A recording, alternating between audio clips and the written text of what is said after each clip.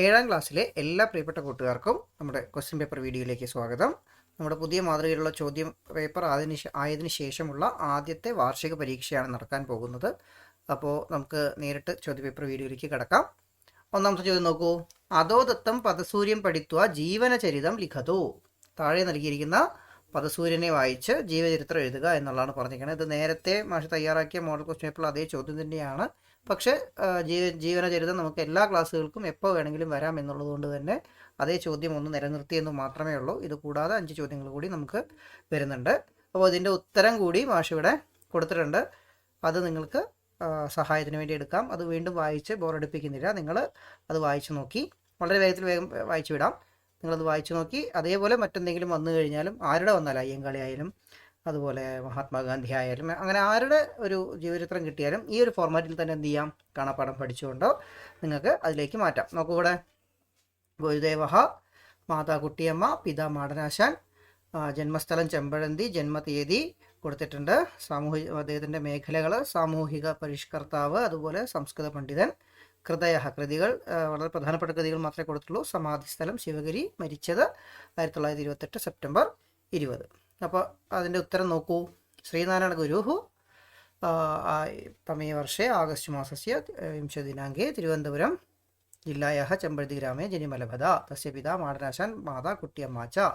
ഇതൊക്കെ ഒരേ ഫോർമാറ്റിൽ തന്നെയായിരിക്കും. സഹ സാമാജിക പരിഷ്കർത്ത സംസ്കൃത പണ്ഡിത ചാസി ദൈവദശകം ദർശനമാല ഇത്യാദയ ഗ്രന്ഥാ തേന വിരചിതം.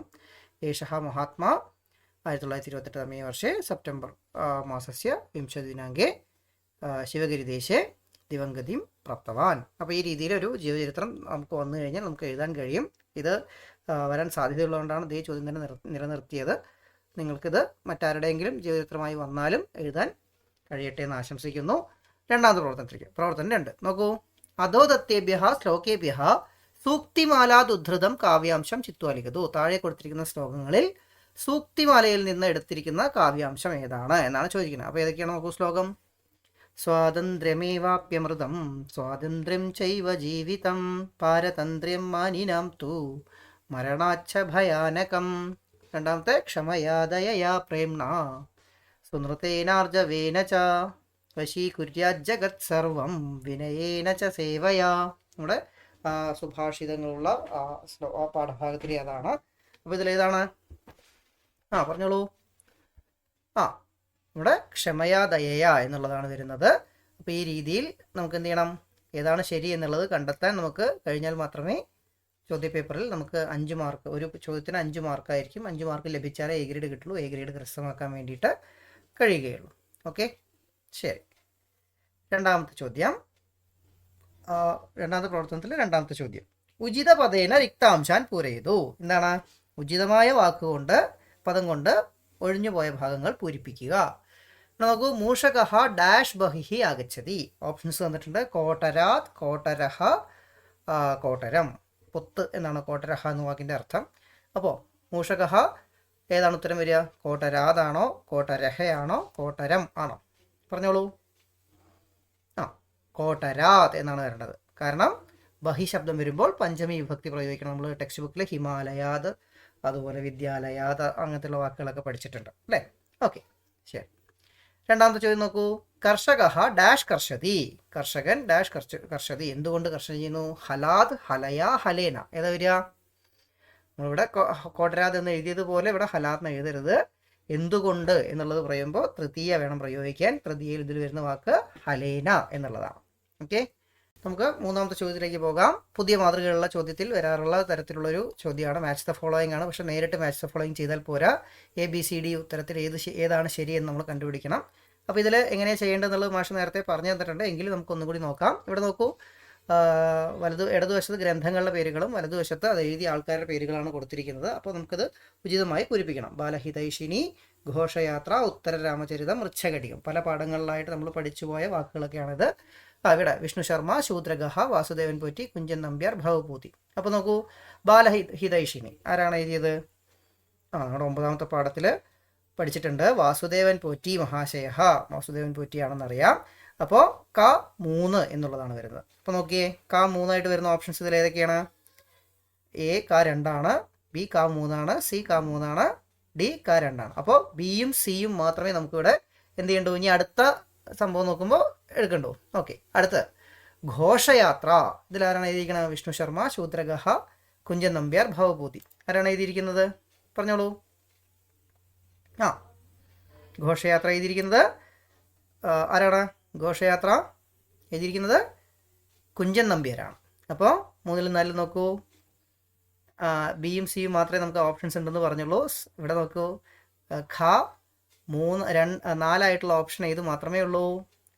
ഇവിടെ സി മാത്രമേ ഉള്ളൂ. അപ്പോൾ ബാക്കി 2 നമുക്ക് അറിഞ്ഞില്ലെങ്കിൽ പോലും എന്ത് ചെയ്യാൻ കഴിയും? സി എന്ന് ടിക്ക് ചെയ്യാൻ കഴിയും. ഉത്തരരാമചരിതം എഴുതിയത് ആരാണ്? ഭവഭൂതിയാണ്. ഓക്കെ, ഗ 5. അതുപോലെ മൃച്ഛകടികം എഴുതിയത് ശൂദ്രകനാണ്. ഘ 2. ഇനി നമുക്കിതിൽ ഒന്നേ അറിയുള്ളൂ എങ്കിൽ പോലും നമുക്ക് എന്ത് ചെയ്യാൻ കഴിയും? ചിലപ്പോൾ ലക്ക് നമുക്ക് ഉപയോഗിക്കാൻ കഴിയും. അതിനുള്ള വഴി നോക്കൂ. നമുക്കിപ്പോൾ ഈ 2 അറിയില്ല. മൃച്ഛകടികം എഴുതിയത് ശൂദ്രഗഹ ആണെന്ന് നമുക്കറിയാം. അപ്പോൾ നമുക്ക് എന്ത് നോക്കാം? ഘ 2 എന്നുള്ള ഓപ്ഷൻ ഇതിൽ ഏതാണുള്ളത് നോക്കിയേ. ഘ 2 ആകെ ഒരു ഓപ്ഷൻ മാത്രമേ ഉള്ളൂ.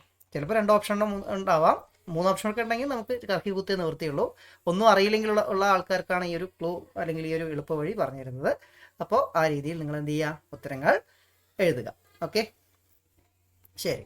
3ാമത്തെ പ്രവർത്തനത്തിലേക്ക് പോകുന്നു. അപ്പോൾ അവിടെ 5 മാർക്ക്, ഇതിന് 2 മാർക്ക്, ഇവിടെ 2 മാർക്ക്, ഇവിടെ 1 മാർക്ക്, അങ്ങനെ 5 മാർക്ക് സ്കോർ ചെയ്യാം. 3ാമത്തെ പ്രവർത്തനം. കഥാം പഠിത്വ അധോദത്തസ്യ സംഭാഷണസ്യ റിക്താംശാൻ കോഷ്ടക ചിത്വ പൂരയിതു.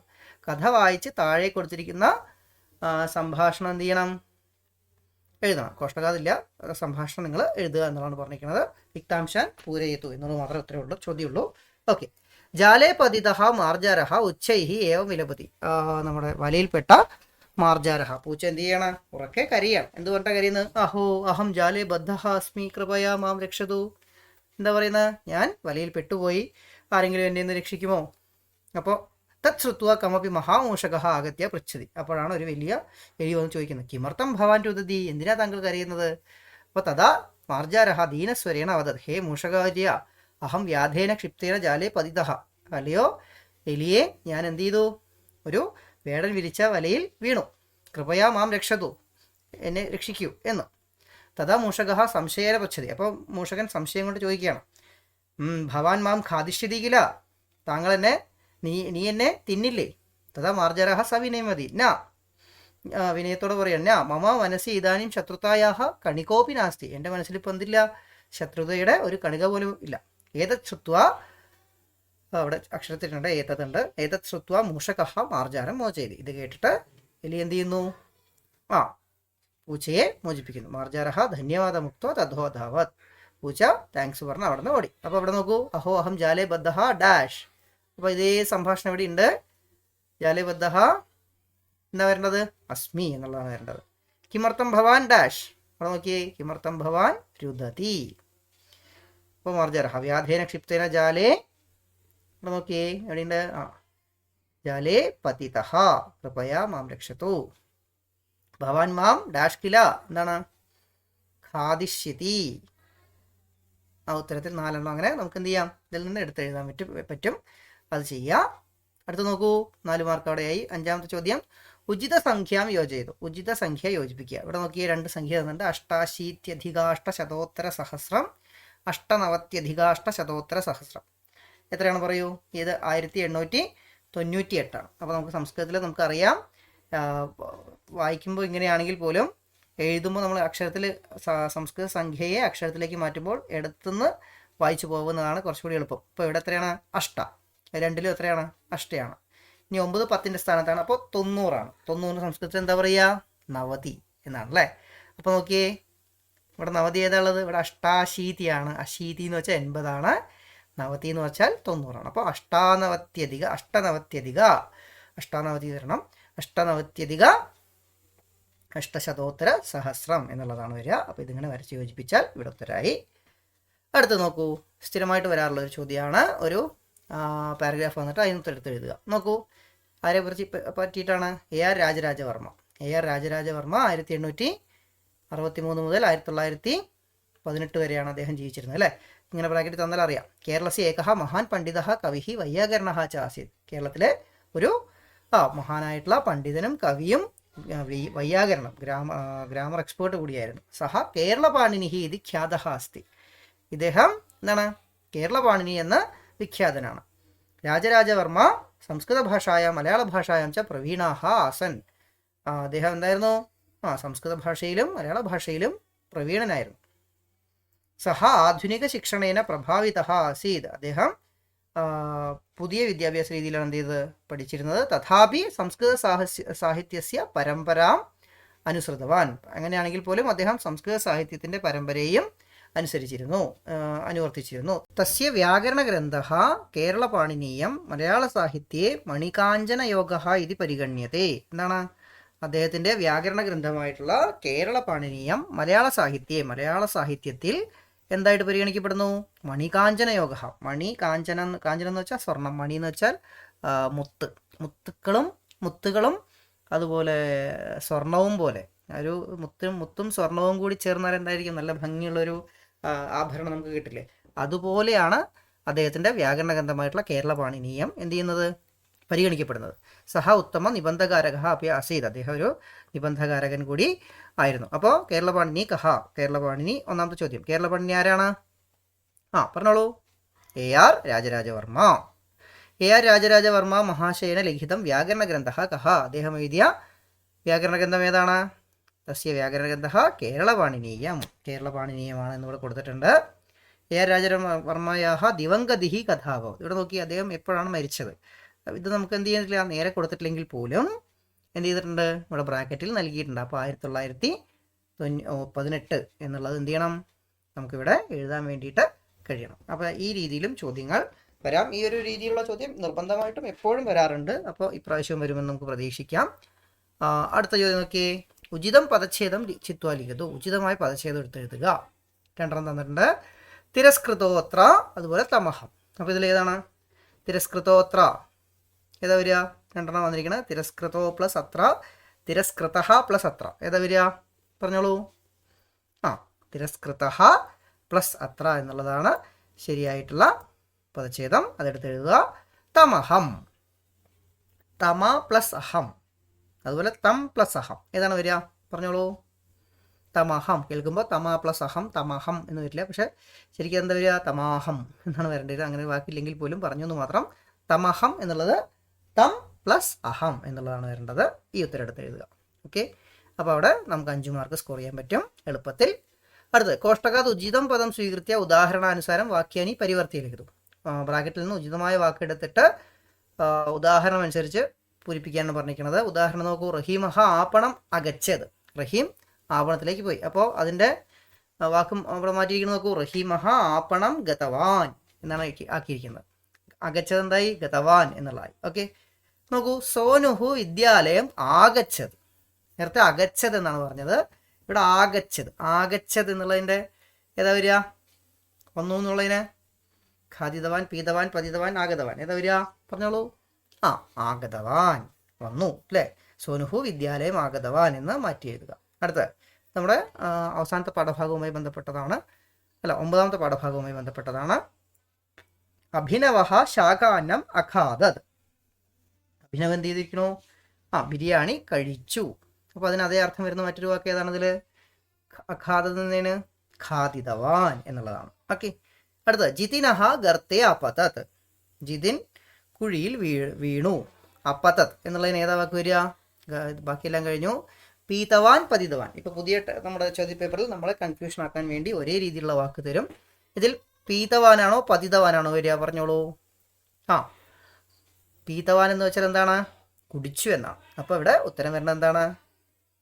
വീണു എന്നുള്ളതിന് പതിതവാൻ എന്നതാണ് ഉത്തരമായിട്ട് വരേണ്ടത്. ഓക്കെ. അത് എളുപ്പമുള്ളൊരു പ്രവർത്തനമാണ്. അപ്പോൾ 3 മാർക്ക് നമുക്ക് അവിടെ സ്കോർ ചെയ്യാം. അടുത്ത നോക്കൂ. ഉദാഹരണാനുസാരം പുരയും. നമുക്കൊരു വിഗ്രഹവാക്യം നിർബന്ധമായിട്ടും വരും. ഇവിടെ എളുപ്പമുള്ളൊരു വാക്യമാണ് തന്നിരിക്കുന്നതെങ്കിൽ പോലും ശരിക്കുള്ള പരീക്ഷയിൽ കുറച്ച് കഷ്ടമുള്ള വാക്ക് വന്നേക്കാം. ഉദാഹരണവും നമുക്ക് ചിലപ്പോഴേ ഉണ്ടാവൂ. 7ാം ക്ലാസ്സുകാരായതുകൊണ്ട് ഇവിടെ മാഷ് തന്നിട്ടുണ്ട്. വിശ്വവിഖ്യാത. എന്താ വരിക? വിശ്വേ വിഖ്യാത. അപ്പോൾ വിശ്വപ്രസിദ്ധ എന്താ വരേണ്ടത്? വിശ്വേ പ്രസിദ്ധ. ഈ രീതിയിൽ നമുക്ക് എന്ത് ചെയ്യണം? എഴുതാൻ വേണ്ടിയിട്ട് കഴിയണം. ഓക്കെ. അടുത്ത് നോക്കൂ.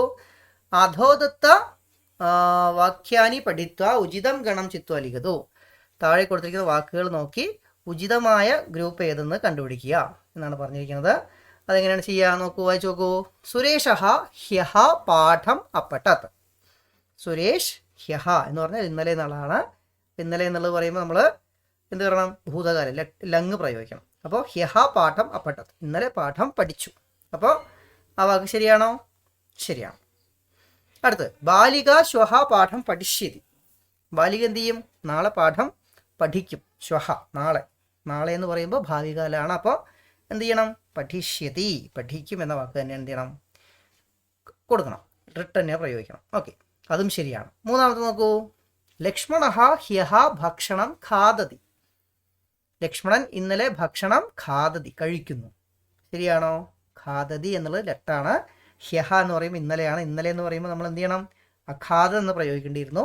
അപ്പോൾ ആ വാചകം തെറ്റാണ്. ലക്ഷ്മണ ഹ്യഹ ഭക്ഷണം അഖാദത് എന്നായിരുന്നു വരേണ്ടത്. അപ്പോൾ അത് തെറ്റാണ് അല്ലേ. അടുത്ത് നാലാമത്തെ. രാധ അദ്യ മന്ദിരം ഗച്ഛതി.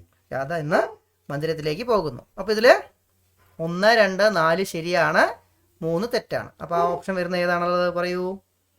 1, 2, 4 തെറ്റ്, 3 ശരി. ഡി എന്നതാണ് ഓപ്ഷനായിട്ട് നമുക്ക് കൊടുക്കാൻ കഴിയുക. അപ്പോൾ അത് എഴുതി കഴിഞ്ഞാൽ നമുക്ക് അവിടെ 5 മാർക്ക് സ്കോർ ചെയ്യാം.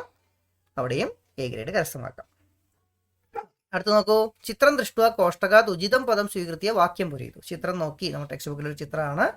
ബ്രാക്കറ്റിൽ നിന്ന് ഉചിതമായ വാക്കെടുത്ത് എന്ത് ചെയ്യുക? വാക്യം പൂരിപ്പിക്കുകയാണ് പറഞ്ഞിരിക്കുന്നത്. ഓപ്ഷൻസ് ഇപ്പോൾ നോക്കൂ.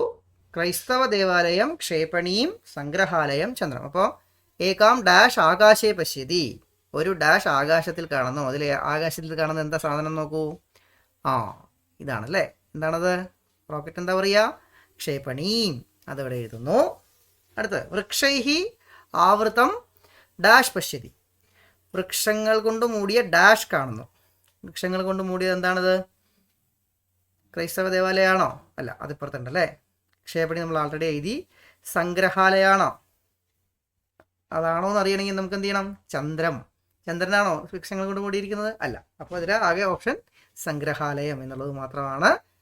അത് എന്ത് ചെയ്യണം? ഇവിടെ എഴുതാം. സംഗ്രഹാലയം എന്ന് വെച്ചാൽ മ്യൂസിയം. ഏകം ഡാഷ് പശ്യതി. ഒരു ഡാഷ് കാണുന്നു. എന്തിനാണ് കാണുന്നത്? ഇതിൽ ഇനിയിപ്പോൾ കാണുന്നത് ചന്ദ്രം. ചന്ദ്രനെ കാണുന്നുണ്ടോ? ഇല്ല. ക്രൈസ്തവ ദേവാലയം എന്നുള്ളതാണ് എന്ത് ചെയ്യേണ്ടത്? ഉത്തരമായിട്ട് വരുന്നത്. അടുത്ത് നോക്കൂ.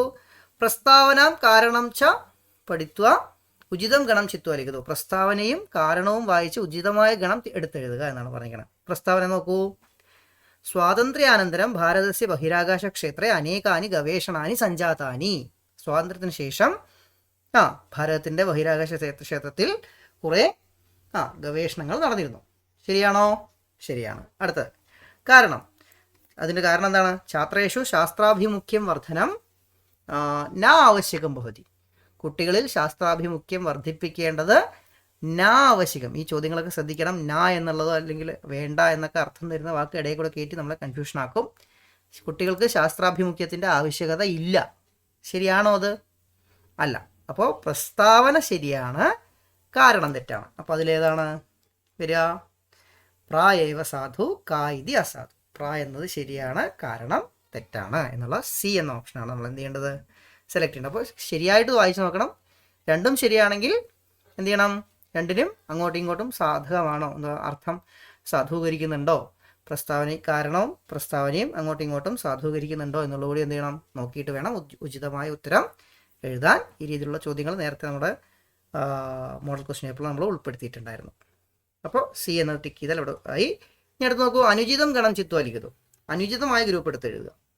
അവിടെ നമ്മുടെ ത്വാന്തം, ലബന്ധം, തുമനന്തം കൊടുത്തിട്ടുണ്ട്. അപ്പോൾ ഏതൊക്കെയാണ് നോക്കൂ. 1 ത്വാന്തം കൃത്വ. ശരിയാണോ? ശരിയാണ്. ലബന്ധം വിഹായ. ശരിയാണോ? ശരിയാണ്. തുമനന്തം ഗന്ധം. ശരിയാണോ? അതെ. അടുത്ത് ത്വാന്തം ഗത്വ പോയിട്ട്. ശരിയാണോ? ഗത്വ ത്വാ വെച്ച് തന്നെയാണ് അവസാനിക്കുന്നത്. ലബന്ധം ലിയ വെച്ചായിട്ടാണ് അവസാനിക്കും അല്ലേ. പരിപാല ലിയാബന്ധം വെച്ച് എന്ത് വെച്ച് അവസാനിക്കണം? ലിയ വെച്ച് അവസാനിക്കണം. ഇവിടെ എന്താ എഴുതിയിരിക്കുന്നത്? പരിപാലയിത്തും. ശരിയാണോ? അല്ല അല്ലേ. ഇത് തുമുന്നന്ത പദമാണ്. അവിടെ അടുത്ത് വീണ്ടും ഒന്നും കൂടി ഉറപ്പിക്കാൻ തുമുന്നന്തം ധൃത്വ എന്ന് കരുതിയിട്ടുണ്ട്. ശരിയാണോ? അല്ല, ഇത് ത്വാന്തപദമാണ് അല്ലേ. അപ്പോൾ ബി തെറ്റാണ്. അപ്പം ഇനിയിപ്പോൾ അടുത്തും കൂടി വെറുതെ നോക്കാം. ത്വാന്തം ദൃഷ്ട്വാ ത്വ വെച്ച് അവസാനിക്കുന്നുണ്ട്. ലബന്ധം പരിപാല്യ യ വെച്ച് അവസാനിക്കുന്നുണ്ട്.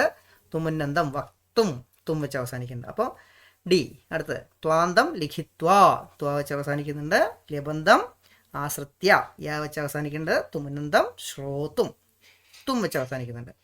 അപ്പോൾ ഇതിൽ തെറ്റായിട്ടുള്ള ഗണം ഏതാണ്? ബി എന്നുള്ളതാണ് വരുന്നത്. അപ്പോൾ ഈ രീതിയിലുള്ള ചോദ്യങ്ങളൊക്കെ വരാം. പക്ഷെ വീണ്ടും പറയുന്നു, ഇതൊരു മാതൃകാ ചോദ്യപേപ്പർ മാത്രമാണ്. ഈ രീതിയിലൊക്കെ വരാം എന്ന് മാത്രമേ പറയാൻ കഴിയുള്ളൂ. ശരിക്കുള്ള ചോദ്യപേപ്പർ ഇതിൽ നിന്ന് വ്യത്യസ്തപ്പെട്ടിരിക്കാം. ഈ രീതിയിലുള്ള ക്വസ്റ്റ്യൻസ് ഒക്കെ നമുക്ക് ഇതിൽ ഉൾപ്പെടുമെന്ന് തന്നെ പ്രതീക്ഷിക്കാം. അപ്പോൾ ഈ ഒരു വീഡിയോ നിങ്ങൾക്ക് എല്ലാവർക്കും ഉപകാരപ്പെട്ടെന്ന് മാത്രം ആശംസിച്ചുകൊണ്ട് നിർത്തുന്നു. പുനർമിലാമ.